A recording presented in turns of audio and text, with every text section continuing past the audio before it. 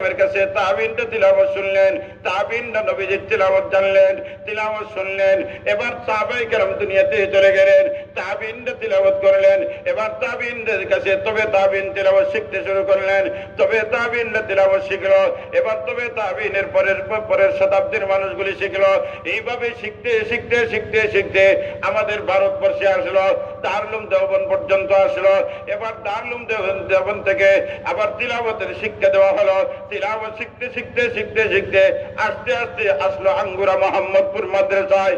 এবার আঙ্গুরা মোহাম্মদপুর মাদ্রাসা থেকে তিলাওয়াত শিখতে শিখতে আর তিলাওয়াত শুনতে শুনতে এবার আপনাদের গোবিন্দশ্রী পর্যন্ত চলে আসলো। গোবিন্দশ্রীর মধ্যে আজ থেকে প্রায় 25-24 বছর পূর্বে জামিয়াত তৈয়বা প্রতিষ্ঠিত হলো। যে জামিয়াত তৈয়বার মধ্যে কোরআনে করিমের তিলাওয়াত শেখানো হয়। যেভাবে কোরআনে করিমের তিলাওয়াত 1500 বছর পূর্বে গারে হেরার মধ্যে যেভাবে কোরআনে করিমের নাজিল শুরু হয়েছিল, মক্কাতুল মুকাররমায় তিলাওয়াত চলতো, মদিনাতুল মুনাওয়ারায় তিলাওয়াত চলতো, বিশ্ব নবী রাহমাতুল্লিল আলামিনের পবিত্র জবান দিয়ে যেভাবে কোরআনে করিমের তিলাওয়াত সাহাবায়ে কেরাম শুনছিলেন, আজকে গোবিন্দশ্রীর মাটির মধ্যে 1500 বছর আগের কোরআনে করিমের তিলাওয়াত যেমন ছিল, গোবিন্দশ্রীর মাটির মধ্যে ওইভাবে কোরআনে করিমের তিলাওয়াত আছে না নাই? জবান খুলে বলেন আছে না নাই? এটা হলো কোরআনের মুজিজা, এটা হলো কোরআনের মুজিজা। এইভাবে কোরআনে করিমের তিলাওয়াত কিয়ামত পর্যন্ত চলবে ইনশাআল্লাহ। তাহলে কোরআনে করিমের তিলাওয়াত 1 নম্বর দায়িত্ব নবীজি শিখাইছেন সাহাবায়ে কেরামকে, সাহাবায়ে কেরাম তাবিনদেরকে শিখাইছেন, তাবিনরা তবে তাবিনদেরকে শিখাইছেন। এই ধারায় আস্তে আস্তে 1500 বছর পরে গোবিন্দশ্রীর একদল মানুষ কোরআনে করিমের তিলাওয়াত করে, আরেকদল মানুষ কোরআনে করিমের তিলাওয়াত শিখতে থাকে। যেভাবে তিলাওয়াত করেছিলেন নবীজি, যেভাবে তিলাওয়াত করেছেন জিবরিল, যেভাবে তিলাওয়াত করেছেন স্বয়ং আরশের মালিক আল্লাহ, ঠিক ওইভাবে গোবিন্দশ্রীর জমিনে কোরআনে করিমের তিলাওয়াত একদল শিখায় আর একদল বলেন না, একদল শিখায় আর একদল শিখে। কতদিন চলবে এটা বলেন না? কতদিন? কিয়ামত পর্যন্ত চলবে ইনশাআল্লাহ। এই তিলাওয়াতের মাধ্যমে লাভ কি হয়? তিলাওয়াত তো শিখাইলেন, শিখলেন, লাভ কি হয়? কোরআনে করিমের তিলাওয়াতের লাভ যতটি, এর মধ্যে একটা লাভ আল্লাহ কোরআনে বলেন, ওয়াইদা তুলিয়াত আলাইহিম আয়াতুহু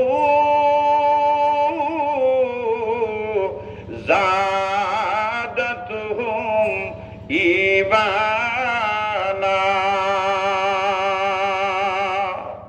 কোরআনের মালিক রব্বে কাবা দাঁড়াই দিলেন, আমার গোলাম বান্দি, আমার কোরআনে করিম এমন একটা নিয়ামত, আমার কালাম এমন একটা নিয়ামত।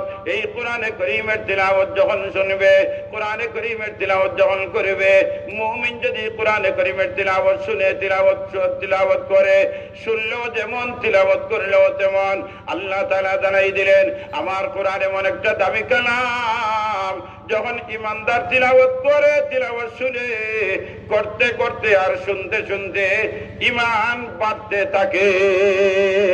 সুবহানাল্লাহ। ঈমান বৃদ্ধি পায়, ঈমানের পাওয়ার বাড়তে থাকে। এই জন্য কোরআন এমন একটা নিয়ামত, কোরআনে করিমের তিলাওয়াত এমন একটা নিয়ামত। নবীজিকে জানাই দিলেন আমার বন্ধু, যেখানে লা ইলাহা ইল্লাল্লাহ দাওয়াত দিতে তোমার সমস্যা হয়, প্রতিক্রিয়া হয়ে যাবে। তুমি যদি বুঝো তাহলে তুমি লা ইলাহা ইল্লাল্লাহ দাওয়াত দিও না, তুমি জমিনটা চাষ করে দাও। এবার জমিন কিসের মাধ্যমে চাষ করবা? জমিন চাষ করবা তিলাওয়াতের মাধ্যমে। কোরআনে করিমের তিলাওয়াত শুরু করে দিবা। যতই পাথরওয়ালা শক্ত দিল যদি হয়, কোরআনে করিমের তিলাওয়াতের মাধ্যমে এই পাথর, দিলটা পাথর থাকবে না, এটা পানির মতো নরম হয়ে যাবে। এই জন্য কোরআনে করিমের তিলাওয়াত বড় পাওয়ারফুল একটা অস্ত্র মুমিনের। এই জন্য মুফাসসিরিনে কেরাম বলেন, কোরআনে করিমের তিলাওয়াত হলো একটা ম্যাগনেটের মতো। ম্যাগনেট একটা পদার্থ, এত শক্তিশালী একটা পদার্থ। একটা বিশাল বড় বালু স্তূপ যদি থাকে, আর এই স্তূপের ভিতরে লোহা জড়িত যদি কোনো ময়লা পদার্থ থাকে, লোহা জড়িত পদার্থ যদি থাকে, তাহলে ওই ম্যাগনেটটা যদি বালুর স্তূপের উপরে রাখা যায়, তাহলে মুহূর্তের ভিতরে ওই স্তূপের ভিতরে যত লোহা জড়িত ময়লা আবর্জনা ছিল সবগুলি মুহূর্তে ওই স্তূপের ভিতর থেকে বের করে পুরা ময়লা স্তূপটা পরিষ্কার পরিচ্ছন্ন করে দেবে। যেভাবে ম্যাগনেট বালু স্তূপ পরিষ্কার পরিচ্ছন্ন করে দেয়, ঠিক তেমনি ভাবে কোরআনে করিমের তিলাওয়াত, কোরআনে করিম ময়লাওয়ালা দিল যদি থাকে, কুফুরওয়ালা দিল থাকে, গুমরাহিওয়ালা দিল থাকে, আর নাস্তিকের দিল থাকে, ইহুদিয়তের রঙে রঙিন যদি দিল থাকে, খ্রিস্টানের রঙের রঙিন যদি দিল থাকে, তাহলে আমার আল্লাহ জানাই দিলেন আমার কোরআনের তিলাওয়াতের মাধ্যমে কুফুরওয়ালা দিল ঈমানের নূর দ্বারা মুনব্বর হয়ে যায়, আর ইহুদির দিলটা কোরআনের নূর দ্বারা ঈমানের নূর দ্বারা রঙিন হয়ে যায়। দুনিয়ার যত দুশ্মন হয় না কেন, কোরআনের দুশ্মন যদি তার ভাগ্যে হেদায়েত থাকে, তাহলে তার দিল ঈমানের নূর দ্বারা মুনব্বর হয়ে যায়, যত শক্ত দিল থাক। একটা ঘটনা বলি আপনাদের সকলের জানা, আমিরুল মুমিনিন ওমর রাদিয়াল্লাহু তাআলার নাম শুনছেন আপনারা? নাম শুনছেন তো? গোবিন্দ শ্রীর মানুষ ওমরের নাম আমিরুল মুমিনিন ওমর, নবীদের 2 নম্বর সাহাবী, 2 নম্বর খলিফা আমিরুল মুমিনিন ওমর। উনি কেমন ছিলেন? ওনার খেলাফতের শাসনের সময় দুনিয়ার প্রায় 22 লক্ষ বর্গ মাইলের শাসন ছিল। আমিরুল মুমিনিন ওমরের শাসন ইসলামের শাসন ছিল, ইসলামের পতাকা উড্ডীন হয়েছিল 22 লক্ষ বর্গ মাইলের মধ্যে। আমিরুল মুমিনিন ওমর যেভাবে ইসলামের পরে উনি গরম ছিলেন, ইসলামের আগে উনি গরম ছিলেন, মক্কার সবাই উনাকে ভয় করত। মক্কার মানুষগুলি কোরআনের দুশ্মন যারা ছিল, তারা এই কোরআন সহ্য করতে পারে নাই, কোরআন সহ্য করতে পারে নাই। সুতরাং এই কোরআন মক্কার জমিন থেকে কোরআনের মিশন বন্ধ করতে হবে। নাউযুবিল্লাহ বলেন, নাউযুবিল্লাহ বলেন। কোরআনের মিশন বন্ধ করার জন্য আল্লাহ কোরআন দিয়েছেন। এটা কি তাওরাত, এটা কি জবুর যে নবী চলে গেছেন আর এই জবুর শেষ হয়ে গেছে, না ঈসা পয়গম্বর চলে গেছেন আর ইনজিল আপনার বাকি আছে? না, আরে নবী চলে গেছেন, ইনজিল শেষ হয়ে গেছে, দাউদ পয়গম্বর চলে গেছেন, জবুর শেষ হয়ে গেছে, মুসা পয়গম্বর চলে গেছেন, তাওরাত শেষ হয়ে গেছে, কিন্তু কোরআন এমন একটা কিতাব, নবী দুনিয়াতে চলে গেছেন, সাহাবায়ে কেরাম চলে গেছেন, তাবিঈনরা চলে গেছেন, তবে তাবিঈনরা চলে গেছেন, আজও পর্যন্ত কোরআন জমিনে আছে, কিয়ামত পর্যন্ত কোরআন থাকবে ইনশাআল্লাহ। তাহলে মক্কার কাফিররা বসিয়া সিদ্ধান্ত নিল, আজকে চূড়ান্ত একটাই সিদ্ধান্ত যে মুহাম্মদের কোরআন বন্ধ করতে হবে। নাউযুবিল্লাহ। কারণ মুহাম্মদের কোরআন যদি মক্কার জমিনে থাকে, আরবের মধ্যে যদি মুহাম্মদের কোরআন থাকে, তাহলে বাপদাদা 14 গোষ্ঠীর ধর্ম বর্ণ সব শেষ হয়ে যাবে। এই জন্য মুহাম্মদের কোরআন বন্ধ করতে হবে। এখন কোরআন বন্ধ করতে হইলে মুহাম্মদরে যদি শেষ করে নেওয়া যায়, তাহলে কোরআন আর বন্ধ করা লাগবে না, এমনিও শেষ হয়ে যাবে। নাউযুবিল্লাহ বলেন না? বলে মুহাম্মদরে শেষ করতে হইলে চূড়ান্ত ভাবে এক কাজ করতে হবে, মুহাম্মদরে হত্যা করতে হবে। ও আপনার নাউযুবিল্লাহ খান দূরে হইতে না, ইমানি পাওয়ারে বলতে হবে, ইমানি পাওয়ারে বলতে হবে। বলেন নাউযুবিল্লাহ, আরো জোরে বলেন নাউযুবিল্লাহ। আমার নবীর হত্যার সিদ্ধান্ত, এখন সিদ্ধান্ত নেওয়া সহজ, বাস্তবায়ন করা সহজ। ঈদুর কয়েকটা একখানে বইয়া সিদ্ধান্ত করলো, তারা সংসদ পাস করলো, বলে আমরা গোবিন্দ শ্রী সরাফিরার আমরার মিশনের কাজ করতে গিয়া সবচেয়ে বাধা হইল বিলাই। কারণ এটা আমরা পরম চরম শত্রু, যেন ভাই গাতর ভিতরে ভাইল বার করলি তো স্যার বিদায়, এটারে যদি আমরা শেষ করিলাই, তাহলে মোটামুটি গোবিন্দ শ্রীর আমরা রাজত্ব চলবে। বলে জি স্যার, এটাই করতে হবে। বলে তাহলে এখন কি করা যায়? বলে দুশ্মন তো আমরা বুঝি না কোন সময় আয় কোন সময় যায়, এটার গলার দজে ধরে যদি একটা গুঙ্গুর লাগাই দিত, তাহলে যে যখন আইব তখন আমরা বুঝতাম পারবো, আমরা আত্মরক্ষা করার পথ আমরা বাঁচিয়ে নিব। বলে জয় জয়, এটা করতে হবে। এখন সিদ্ধান্ত হয়েছে, এখন সিদ্ধান্ত বাস্তবায়ন করতে হবে। কারণ যে যাবে এটাই প্রথম লোকমা হবে। তো সিদ্ধান্ত নেওয়া যত সহজ, বাস্তবায়ন করা এত সহজ নয়। মক্কার কাফিররা সিদ্ধান্ত নিল মুহাম্মদকে হত্যা করব, নাউযুবিল্লাহ। কিন্তু বাস্তবায়ন করতে হবে, কারণ সবাই জানে মুহাম্মদ সত্য, কোনো সন্দেহ নাই। সুতরাং মোহাম্মদের কাছে গেলে মোহাম্মদ তো হত্যা করা দূরের কথা, নিজের অস্তিত্ব শেষ হয়ে যাবে। সিদ্ধান্ত নিয়েছেন, কিন্তু বাস্তবায়নের জন্য কেউ তো খাড়া হয় না। এক পর্যায়ে দাঁড়াইলেন ওমর ইবনুল খাত্তাব রাদিয়াল্লাহু তাআলা। সুবহানাল্লাহ বলেন না। আগের দিন নবীজি দোয়া করেছেন, আল্লাহ গোবিন্দ শ্রীর চিপা চাপায় আর কতদিন কলমার দাওয়াত দিব গো আল্লাহ। গোবিন্দ শ্রীর চিপা চাপায় কতদিন আর কোরআনের শিক্ষা দিব। একটু অনুমতি দাও না, বিয়ানীবাজার চৌরাস্তায় দাঁড়াইয়া কোরআনের দাওয়াতটা দিবার। বিয়ানীবাজার চৌরাস্তায় দাঁড়াইয়া দিতে হলে শক্তির দরকার। কথা বলেন ঠিক না? ও মালিক, তুমি তো পারো সব, কিন্তু মক্কার দুইটা মানুষ আছে, একটার নাম হলো উমর, একটার নাম হলো আমর ইবনে হিশাম, যাকে আমরা আবু জেহেল বলি।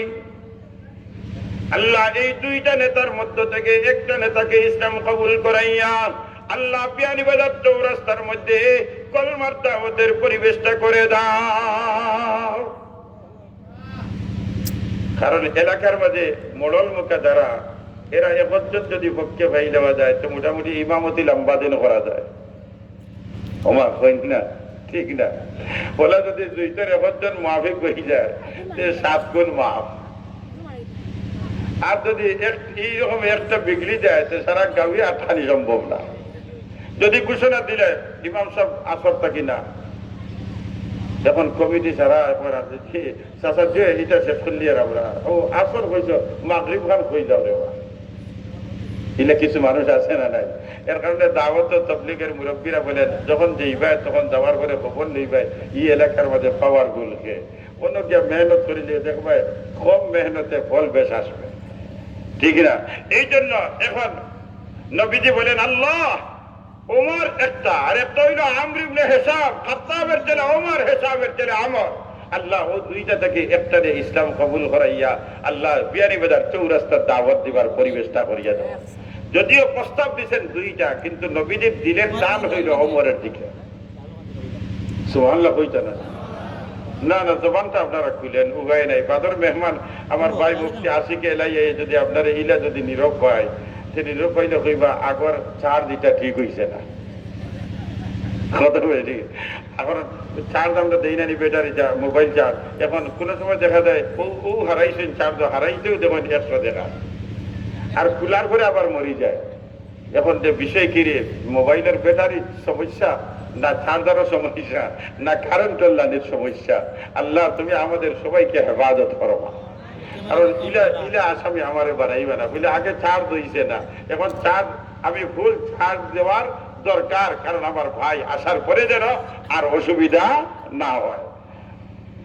তো এবার নবীজির দিনের তমন্না উমরের দিকে।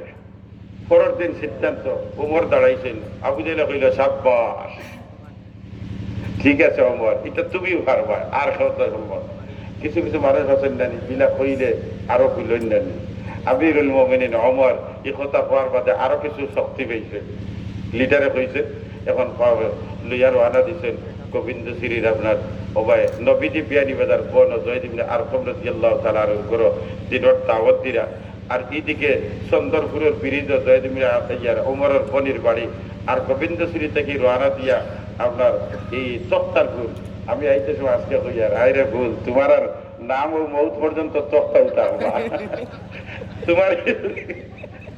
তোমার যদি সুনাদিও বানানি হয় এরপরেও তোমার নাম তক্তা উঠা হবা। তোমার যে জন্মটা হয়েছিল বড় দুর্দিনও জন্ম হয়েছিল, পাহা দেওয়ার বাদেও তোমার নাম বদলিছে না, হৌ তক্তার ভুল রয়েছে। যে বুঝাদার সোনার উপাধি বানাইলেও এটার নাম কিটা থাকবো, তক্তার ভুল থাকবো। এবার তক্তার ভুলের মুখ হযরত নুআইম রাদিয়াল্লাহু তাআলা আনহু এখানে ওমর রানা কি পাওয়ারফুল, ফুল পাওয়ারে আপনার বীর বিক্রমের মতো যাইতেছেন। ইনো সাহাবী এই সময় কিন্তু সে ইমান আনতেন, সে আনতেন না, এটা সেও জানে না। নুআইম রাদিয়াল্লাহু তাআলা আনহু পয়েন্ট হারা। ওমরের বাপ ভঙ্গি দেখিয়া কইলা, ওমরের হাল বেশ ভালো না, এই বেটা তো দেখি আর মনে হয় আজকে কোনো চূড়ান্ত ফয়সালা লিয়া যা। কইলা ও ওমর কিতা বিষয়, তোমার বাপ ভঙ্গি দেখি বড় খারাপ, কিতা টার্গেট? বলে কইও না আজকে কাম শেষ। বলে কিতা কাম শেষ? বলে মুহাম্মদ শেষ। নাউজুবিল্লাহ কইতা। মোহাম্মদর মাথা আনার দিতাম, কারণ আজকে আমরা লিডারে ঘোষণা দিচ্ছেন যে মোহাম্মদর মাথা আনি দিবাই এন্ডে 100 উট পুরস্কার দেওয়া হইব। আরো দূরে বলেন না। এখন দেখলাম নাইম রাদিয়াল্লাহু তাআলা আনহু উমর তো আঠাইতে হইব, কিন্তু যেটা ঠিক আছে গেলে কিন্তু মারতা না, এটা তো হয়, কিন্তু এরপরে তো একটা বেঙ্গা লাগিয়ে দিব। তো এখন ওমর আঠাইবার দরকার হইলে, ও উমর তোমার এখানে জানা আছে নি মোহাম্মদের কাছে তুমি যদি যাই, কিন্তু মোহাম্মদের আশেপাশে যারা আছেন এরা তোমার মায়া দিবারি না, তোমারে শেষ করবা। উমরের খুব রাগ, উমর ওটা দেখেরাই নি তার সাহস। আমি কইলাম গীতার হে আমার কথার জবাব দিয়ে, আমি বাঁচবো মরবো এটা বড়র ব্যাপার, আমার কথার উপরে হে এটা প্রটেস্ট করি লইল, এত হিম্মতওয়ালা গোবিন্দ সিং কে জন্মিল। হইলে হে মিয়া তোমারে দিয়ে পয়লা শুরু, পরে দেখবো কিতা হয়, তোমারে দিয়ে প্রথম শুরু। যেমনি তরবারে উঠেছেন, কইলা চাষা দারদারে যান বাসা, নিজে পয়লা বাসি বাদে নিয়ে সকল বাজার। কইলা অমর ঠিক আছে অসুবিধা নাই, তবে তোমার একটা কথা, তোমার হায়াসরম লাজ লজ্জা মনে কোনটা নাই। আচ্ছা বুঝুক আগর এটা খাতা কাটলো বোনার দিছে নাই, তোমার হায়া শরম লজ্জা বলতে মনে হয় কিছুই নাই। ওমর বলেন কে বলস নয়, বলে হ্যাঁ। বলে কিতা হয়েছে, কিসের হায়া লাজ লজ্জা? বলে তুমি মোহাম্মদ রে মারাত দিতে বালা কথা 100 উঠ হয়ে যায়, কিন্তু তুমি জানো নি তোমার ঘর ঠিক নাই, আর তুমি আরেক বেটার ঘরে দিতে, তোমার ঘরে মোহাম্মদের কলমা মোহাম্মদের কোরআন ঢুকে গেছে। সুবহানাল্লাহ বলবেন না? আরে ওমর মানুষের নিজের ঘর ঠিক করে আগে, এরপরে অন্যের ঘরে গিয়া আলো দেয়। সমস্যা কিতা হয়েছে? বলে তোরা খবর লিয়ে যাবো চন্দরপুর, একটু খবর লিয়ে যাবো তোমার বইনার বনি যাবার ঘর মোহাম্মদের কোরআন ঢুকি গেছে। বললে ও এই কথা তোমার যুক্তিসঙ্গত, নিজের ঘর ঠিক না আরেক ঘরে গিয়া আন্দোলন করতাম নি, চলো এবার রওনা দিছে নিলাম। এই সময় নবী ওমরের বোনের ঘরে 3 জন মানুষ, উমরের বোন ফাতেমা আর স্বামী আর খাব্বাব রাদিয়াল্লাহু। খাব্বাব রাদিয়াল্লাহু তাআলা কোরআন শরীফ শিখাইরা নবীজির দায়িত্ব পালন করলা। এবার যেমনি খাসাদ গেছেন, গরর খাসাদ যেইবার আগে দূর থেকে শুনেন বড় মজার একটা আওয়াজ ভালো ইয়া লাগে, কিনা তোমার কই না জানি আল্লাহ কে সুবহানাল্লাহ কই না, এটা সুবহানাল্লাহ যেটা, এটা তো আমরা এটা বহুত আগ থেকে শুনি। আর একটু মহব্বতে বলেন না সুবহানাল্লাহ। এই আওয়াজ কিসের আওয়াজ বলেন না একটু, কিসের আওয়াজ? কোরআনের আওয়াজ। ওমর জিন্দেগিতে কোরআন শুনেন নাই, জিন্দেগিতে কোরআন দেখেনও নাই, ধরা তো দূরের কথা, খালি অমুকে অমুকে ইয়া কোরআনের কথা হয়, কিন্তু ওমরে কোনোদিন নিজের চৌকে কোরআন দেখেন নাই, কোনোদিন কোরআন শুনেনও নাই, কোরআন ধরেনও নাই। এবার প্রথম আওয়াজ হয়েছে, হইলে রে বড় মজার আওয়াজ, এটা আয় হই থাকে, আল্লাহু আকবার, এটা আসে হই থেকে। এবার আরেকটু আগাইছেন, আগানের পরে শুনেন যে এটা তো আওয়াজ আমার বোনের ঘর থেকে আসতেছে। এটা খুঁজিয়া কত দিন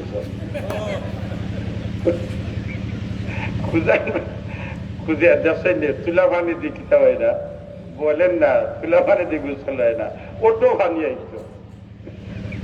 আয় আয় আপনার ধরে নিয়ে কোন জায়গায় যেতাম গে, আল্লাহ তুমি কবুল করবো, আমিন বলে। এবার আরেকটু হাসাদ গেছেন, এই আওয়াজটা তো আমার বোনের ঘরের আওয়াজ। বুঝলা হ্যাঁ, দরজা যে সময় সিগনাল দিচ্ছেন, এই ফাতেমা দরজা খুলো, উপায় নাই, উমরের আওয়াজ। ইয়া আল্লাহ, ইয়া আল্লাহ, মনে হয় উমরের কাছে সংবাদ গেছে কি হুজুরি নদে আসছে খাব্বাব রাদিয়াল্লাহু কইলেন ইন্না লিল্লাহি ওয়া মুহার, ইয়া আল্লাহ নিজের জান বাঁচারি ফরজ। বিদে খাব্বাব রাদিয়াল্লাহু তাআলা তাই আত্মগোপন গিয়া নিজের জান বাঁচানিত গেছেন। আর ইবে বইনে দরজা খুলিয়ে দেখছেন, যেখান রিপোর্ট পাইছেন মোহাম্মদের তো কিতা ইয়া পাই কইলা তোমরা কিতা, তোমরা গড়তে কিসের আওয়াজ শুনলাম? বলে কোরআনের আওয়াজ। সুবহানাল্লাহ, যেমনে কইছেন কোরআনের আওয়াজ, আগটা কি তো রেডি। বনির শারীরিক নির্যাতন চাবুক বাইর করিয়া আঘাত শুরু করছে। আঘাতে আঘাতে ফাতিমা বিনতে খাত্তাবের শরীর থেকে রক্ত বের হতে শুরু হয়েছে, কিন্তু কোনো জবাব নাই, সহ্য করতেছে। যখন ফাতিমা মাটির মধ্যে লুটিয়ে পড়ে গেলেন, তখন ওমরের এবার সিরিয়াল হইল অগ্নিপতির উপরে, বনি জামাইয়ের উপরে চাবুক নির্যাতন। যখন বনের স্বামীর শরীর থেকে রক্ত যখন বোন দেখতে পান, তখন কিন্তু আর সহ্য করতে পারেন নাই।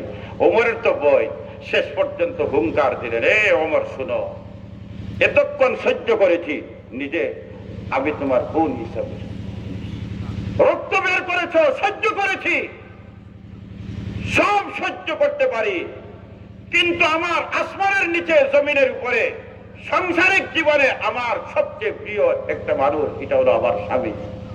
আমার স্বামীর শরীরের রক্ত আমি সহ্য করতে পারি না।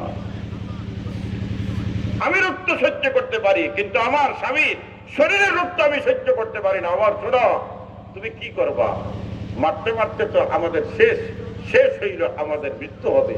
শোনো, আমাদের মৃত্যু যদি হয় আমরা শহীদ হব, আর শহীদের জন্য জান্নাত আর শহীদের মধ্যখানে পার্থক্য বাধা হলো একমাত্র মরণ। তুমি মারতে দেরি হবে, জান্নাতে ঢুকতে দেরি হবে না। বইনে যে বয়ান দিছেন আর আগের দিন নবীদের দোয়া কইলে ও বই আচ্ছা হয়েছে, আপাতত তাহক রে বা ওই জেলা আছে বলে তাহক। এখন তোমরা যে কোরআন পড়িছ, এখান আমার একটু দেও না, আমি একটু দেখি। উমরের বইনে উঠা কইলে ও ভাই, এই কোরআন হইল পবিত্র, সুবহানাল্লাহ। লা ইয়ামাসসুহু ইল্লাল মুতাহহারুন।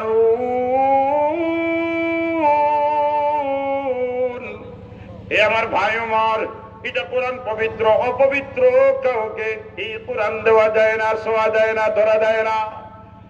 আমিরুল মুমিনিন ওমর বলেন, এ আমার বোন ফাতেমা, যদি আমি এই কোরআন ধরতে পারি না, শুইতে পারি না, আমি কি কোরআন তিলাওয়াত শুনতে পারবো না? সুবহানাল্লাহ। বলে যে এটা আপনি পারবা, যেমন বুঝেন পারবা। হুজুরে এটা মা তুলটা নিবে দেখে হুজুরে কইলা এখন আমার দরকার পড়ে গেছে। সুবহানাল্লাহ, এখন আমার দরকার হয়ে গেছে। এই জন্য হক্কানি উলামায়ে কেরামের প্রয়োজন, দুনিয়াতে আসতেও প্রয়োজন, যাওয়ার সময় প্রয়োজন, জুড়া লাগাইতেও প্রয়োজন, বাংতেও প্রয়োজন, এমনকি উলামায়ে হক্কানির প্রয়োজন। জান্নাতীরা জান্নাতে যাওয়ার পরেও জান্নাতীদের জন্য উলামায়ে হক্কানির প্রয়োজন। এবার হুজুর আইয়া কইলা কোরআন শরীফ বাইর করছেন, বাইর করিয়েও সকল কইলা 16 নম্বর পারা সূরা তাহা বাইর হচ্ছেন। সুবহানাল্লাহ। তাহা মা আনজালনা আলাইকাল কুরআনা লিতাশকা।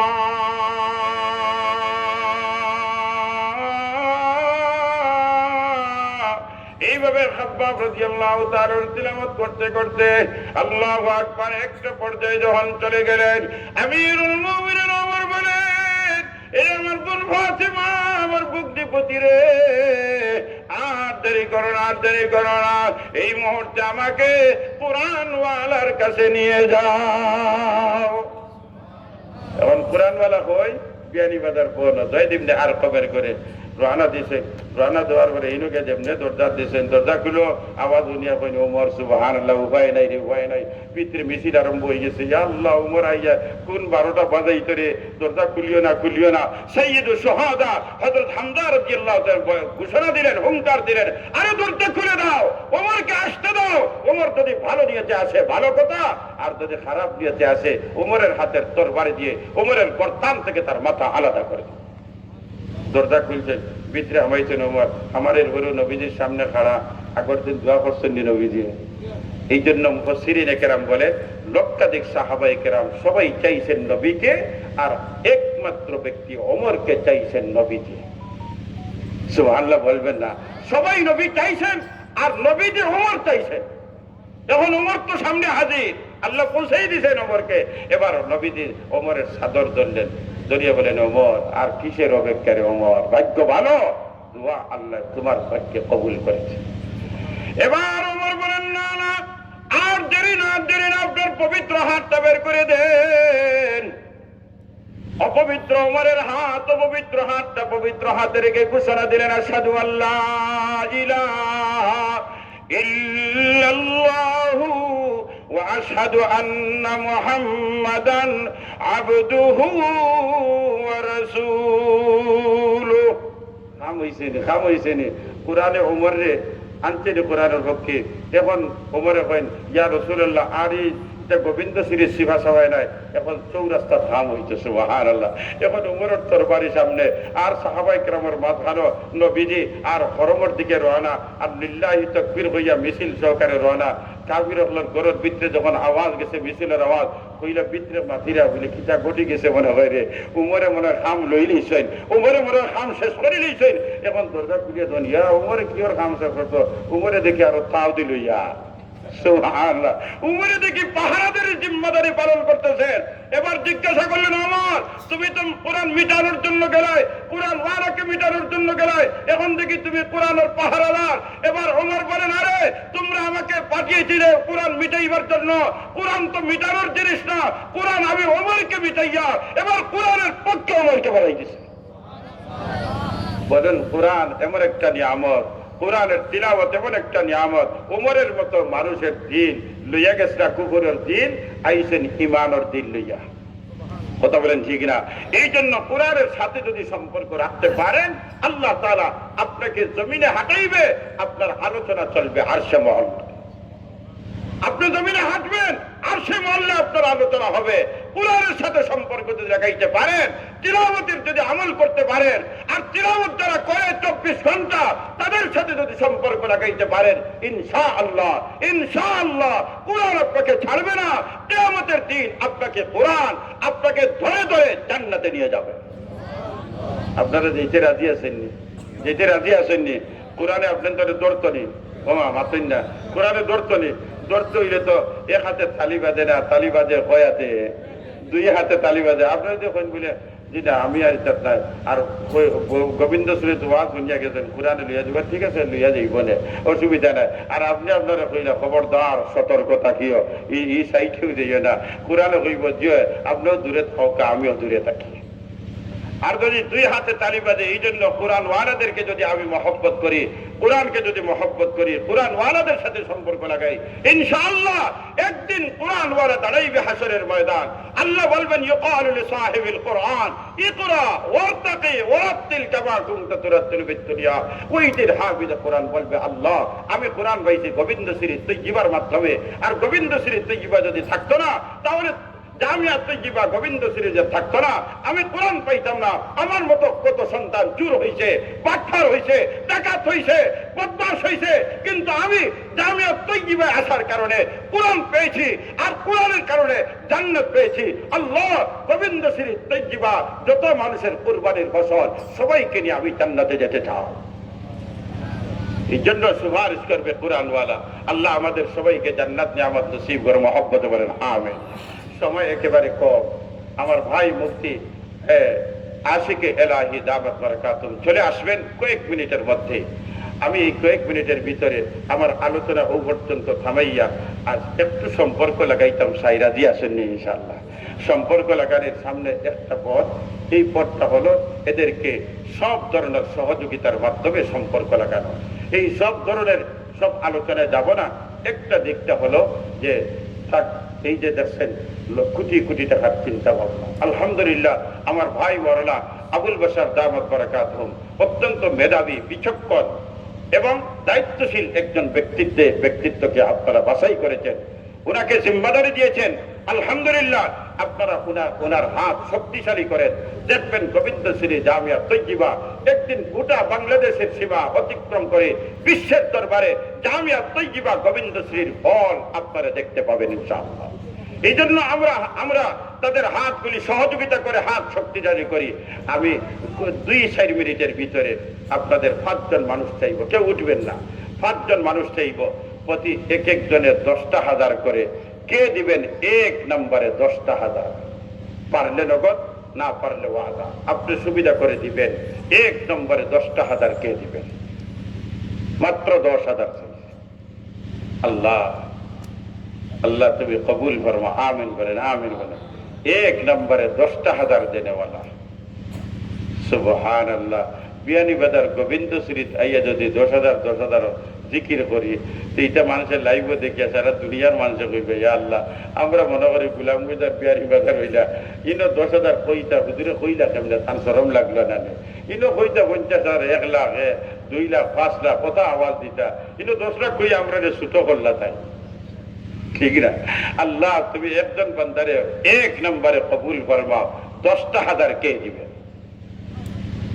ইয়া মাশাআল্লাহ মাশাআল্লাহ সাবর মাশাআল্লাহ জনাব হাজী ওয়াহিদুজ্জামান সাহেব ও এটা গরো আইছে নি মুতুই সমস্যা সানি মাশাআল্লাহ এটা তো গরে গরে কাম চলে হাজী ওয়াহিদুজ্জামান সাহেব 1 নম্বরে 10,000 আপনার কি তার কাছে পাইতেন না কিছু তুই পাওনা টাকা পাইলে দিলা কিন্তু আসি খুশি নাই আলহামদুলিল্লাহ নাই সুবহানাল্লাহ নাই একটু মহব্বতে বলেন না আলহামদুলিল্লাহ সবাই 2টা হাত উঁচু করেন দেখেছেন আওয়াজটা অন্তত পক্ষে আঙ্গুরা মোহাম্মদপুর পৌঁছাইতা কতক্ষণ দূরে আঙ্গুরা মোহাম্মদপুর সামান্য ওখানটা পৌঁছাইতা পারবা তো ইনশাআল্লাহ আর তকবীর দিতে বলা ধাক্কা দিয়ে দিবা নারায়ে তাকবীর দ্বীন ইসলাম জনাব হাজী ওয়াহিদুজ্জামান 10,000 আয় আল্লাহ কবুল ফরমা মঞ্জুর ফরমাও আয় আল্লাহ তোমার বান্দা সাদা দাড়িওয়ালা মুরব্বী